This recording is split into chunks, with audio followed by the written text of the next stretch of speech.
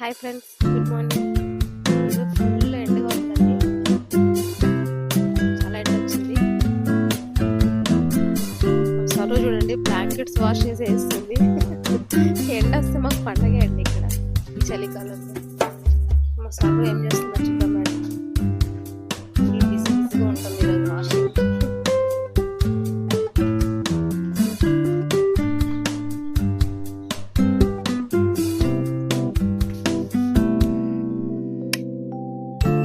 రాక్షసి సార్లు వెళ్ళి కొడితే ఇప్పుడు వచ్చింది.